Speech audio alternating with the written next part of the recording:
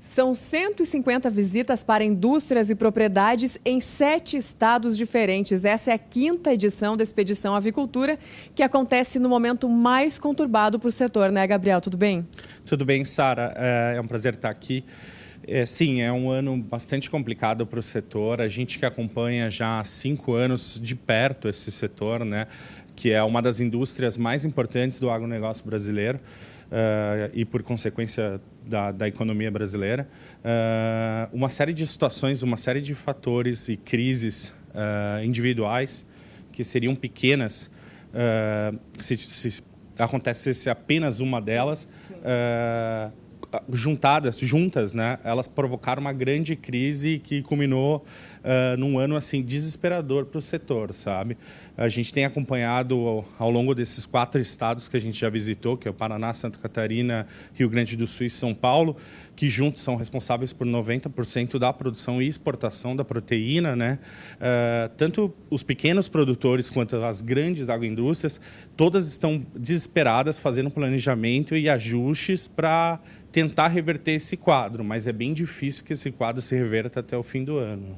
Difícil, né, Gabriel? A gente até, inclusive, pontuou aqui, né, todas as crises enfrentadas pelo setor esse ano. Teve a questão do embargo europeu, que foi quando tudo começou também. A Operação Carne Fraca, que também prejudicou bastante. A taxa chinesa, a Bate-Alau e agora mais esses 11 dias de paralisação, que realmente impactaram muito. Muitos animais morreram, né, por causa da falta de insumos. De todas essas crises aqui que a gente teve esse ano, qual que foi a pior, pelo que vocês têm observado? São duas.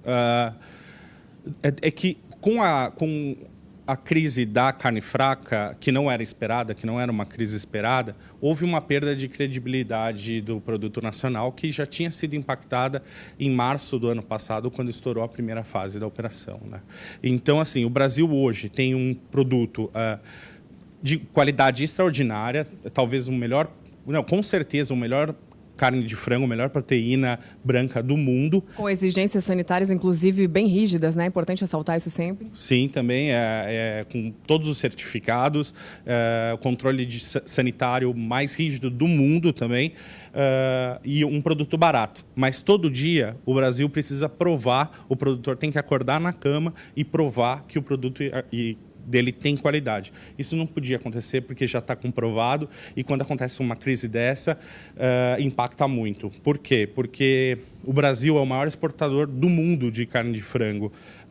30% da nossa produção é exportada, não é 5%. Se fosse 5%, a gente faria um remanejamento aqui no mercado interno e seria mais fácil acertar. Como essa questão impacta um volume muito alto, isso inunda o mercado interno e acaba criando uma crise gigantesca. No caso dos caminhões, também foi o fator da imprevisibilidade, né? Ninguém esperava que aquilo fosse acontecer, durar tanto tempo, e isso criou um caos geral no campo, porque os produtos que estavam sendo produzidos nas indústrias não chegavam ao consumidor. E os produtos para o abate, os frangos, a matéria-prima, não chegava para a indústria. E o grão não chegava para os produtores. Então, a gente tem uma cadeia, uma série de problemas que gerou uma série de cadeias. Só para te dar um exemplo, eu visitei um produtor, um grande industrial na cidade de Maringá, no norte do Paraná, e ele me falou o seguinte, a greve durou 10 dias, a greve dos caminhoneiros, para os caminhoneiros. Para a minha empresa, ela vai durar 1 ano. Então, isso demonstra o tamanho do prejuízo. E o governo agiu muito mal na condução dessa crise, tanto para o mercado produtivo, né, para o setor produtivo, quanto para o próprio caminhoneiro, né? Então, o tabelamento de frete é uma prova disso. Então, a gente está com uma série de problemas dentro do setor, e como eu te falei, assim, é um ano ruim. A gente vem de um ano de recuperação, que foi 2017, um ano bom para a cadeia, mas ninguém esperava uma série de problemas que fosse resultar num setor tão desafiador. E que, como você falou, né, parece que ainda não terminou, porque tem a questão do tabelamento, que é o que tudo indica, e está se encaminhando para que, de fato, ele continue realmente acontecendo, e deve ser mais um ponto negativo para o setor esse ano, né, Gabriel? Então, o governo não está acabando, tem mais 5 meses de governo. Existe uma série existe uma série de negociações em Brasília tentando resolver essa questão. Existe um lobby muito pesado do setor, não só de agro, mas como o setor industrial. Só que o governo teme que ocorra uma outra greve ou que ocorra uma nova paralisação. Então, um governo que balançou muito durante esse ano, com apenas 5 meses de governo até o dezembro, a possibilidade disso ser acertado ou se arranjar é muito pequena, né? Então, isso também pesa, principalmente para as indústrias que precisam tomar decisões para amanhã, não podem esperar 5 meses até um próximo governo. Sim, e também tem a questão dos preços, né, Gabriel? Inclusive, ano passado a gente falava dessa preocupação aí dos preços caindo para a avicultura. Agora, esse ano, claro, depois das paralisações, os preços reagiram, né, no mês de junho, como a gente acompanha aqui no levantamento do CPEA, só que agora, o mês de julho, eles já entraram em queda. Isso tanto para o frango quanto também para o suíno, que vai fazer parte da próxima expedição de vocês, né? Isso mesmo. No caso específico do frango, logo depois da greve, a gente teve um aumento de 40%, um aumento bem significativo. Mas por que isso não animou tanto o produtor ou a indústria? Porque isso só recuperou um pouco da margem do que ele havia perdido durante a greve. Então, foi só uma compensação.